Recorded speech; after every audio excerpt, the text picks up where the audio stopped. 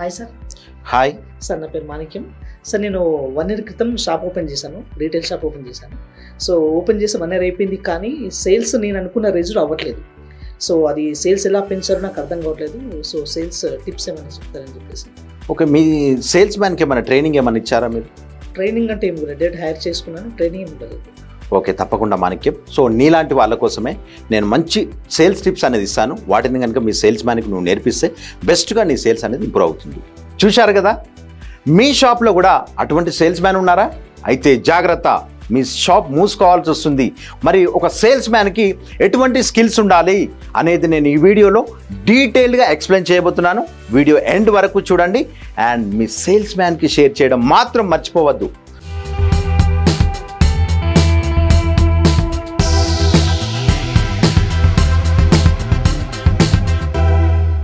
దాంట్లో మొదటిది మరియు అత్యంత ముఖ్యమైనటువంటిది, మీ యొక్క సేల్స్ మ్యాన్ యొక్క ఏదైతే డ్రెస్సింగ్ స్టైల్ ఉందో చాలా హుందాగా ఉండేటట్టు చూసుకోండి. అంతేకాకుండా ఎవరైతే ఒక కొనుగోలుదారుడి దగ్గరకు వచ్చినప్పుడు ఆ సేల్స్ మ్యాన్ని చూడగానే ఒక ప్రొఫెషనల్ పర్సన్ అనేటువంటి ఒక నమ్మకం అనేది ఏర్పడేటట్టుగా డ్రెస్సింగ్ స్టైల్ అని ఉండాలి. అండ్ నంబర్ 2, కొనుగోలుదారుడి యొక్క వస్త్రాధారాన్ని బట్టి మనం ఎప్పుడు కూడా తక్కువ అంచనా అస్సలు వేయకూడదు. రీసెంట్గా ఒక ఎగ్జాంపుల్ కూడా జరిగిందండి. ఒకరోజు ఏమైందంటే, ఒక పర్సన్ మాసిపోయినటువంటి షర్టు లుంగితో వచ్చేసి మా దగ్గర ఏం కొనడం అనుకుంటే 10,000 కౌంటర్ చేసుకొని వెళ్ళిపోయాడండి. అందుకనే don't judge a book by its cover. ఇది ప్రతి ఒక్క కస్టమర్ని కూడా చాలా వాల్యుబుల్గా తీసుకోండి. పాయింట్ నెంబర్ 3, కొనుగోలుదారుణ్ణి ఖచ్చితంగా పలకరించండి. ఎందుకంటే కొంతమంది వచ్చిన తర్వాత కొంచెం మోమాట పడతా ఉంటారు. వాళ్ళు మాట్లాడాలని మీరు చూడకుండా మీరే డైరెక్ట్గా ఇనిషియేట్ తీసుకొని వాళ్ళ దగ్గరికి వెళ్ళేసి, సార్ నమస్తే సార్ చెప్పండి అని చెప్పేసి ఇనిషియేటివ్ తీసుకొని మాట్లాడండి. నంబర్ 4, మీరు అమ్మేటువంటి వస్తువుల గురించి మీ దగ్గర పూర్తి సమాచారం ఉండాలి. ఎందుకు? మీకు ఆ వస్తువు మీద మీకు ఒక నమ్మకం కానీ దాని గురించి పూర్తి డీటెయిల్స్ కానీ మీ దగ్గర లేకపోతే ఒక కస్టమర్కి మీరు ఏ విధంగా సేల్ చేస్తారు? It is not possible. కాబట్టి ఎగ్జాంపుల్, మీ దగ్గర ఒక మొబైల్ ఉన్నదనుకోండి, మీరు ఒక మొబైల్ సేల్ చేస్తున్నారనుకోండి, ఆ మొబైల్ యొక్క ఫీచర్స్ ఏంటి అండ్ ఆ మొబైల్ యొక్క బెనిఫిట్స్ ఏంటి, దాని యొక్క ర్యామ్ ఎంత ఉంది, దాని యొక్క ఏ ప్రాసెసర్, ఇవన్నీ డీటెయిల్స్ కూడా మీకు చాలా క్లియర్గా తెలియాలి. అండ్ మీ యొక్క కాంపిటీటర్ కంటే ఏ విధంగా అది బెస్ట్ అనే విషయం కూడా మీకు చాలా బాగా తెలిసి ఉండాలి. ఆ విషయాన్ని మీరు నొక్కి వక్కానించాలి మీ యొక్క కస్టమర్ దగ్గర. పాయింట్ నెంబర్ 5, కొనుగోలుదారుడి యొక్క సరైన ప్రశ్నలు అడగాలి మీరు. అంటే ఒక కొనుగోలుదారునికి రైట్ క్వశ్చన్స్ అడుగుతుండాలి ఎప్పటికప్పుడు.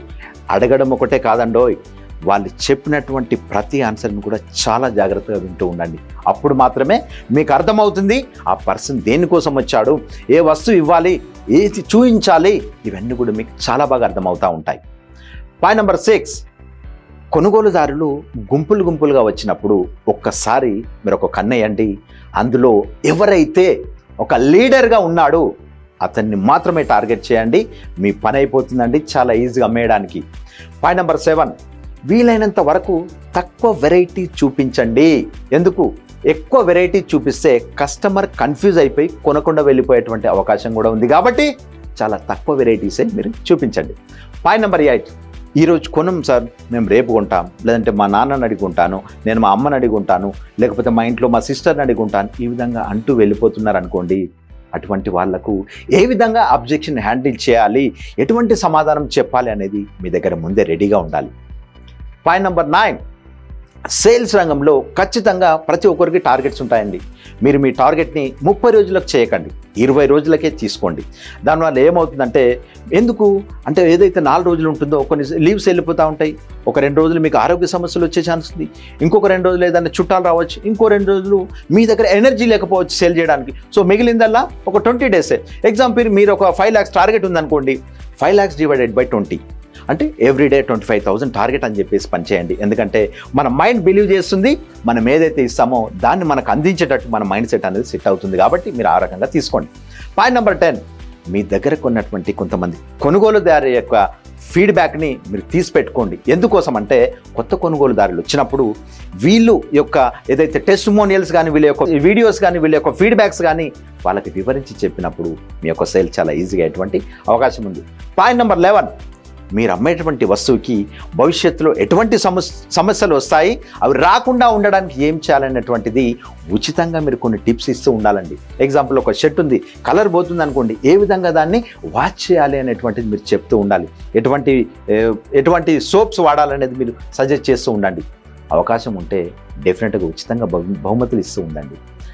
నెక్స్ట్, సేల్స్ అయిపోయిన తర్వాత కూడా కొనుగోలుదారుల అనుమతితో వాళ్ళ యొక్క ఈమెయిల్ ఐడి, ఫోన్ నంబర్, వాళ్ళ యొక్క అడ్రస్ సో మెనీ తీసుకోండి. ఎందుకోసం అంటే ఏదైతే ఇప్పుడు మనం ఒక వాట్సాప్ గ్రూప్ క్రియేట్ చేసామో, ఏదైనా కొత్త స్టాక్ వచ్చినప్పుడు వాళ్ళకి మన ఏదైనా ఆఫర్లు ఉన్నప్పుడు వాళ్ళకి తప్పకుండా షేర్ చేయడానికి, వాళ్ళకు ఒక ఇన్ఫర్మేషన్ షేర్ చేయడానికి మీకు అవకాశం ఉంటుంది.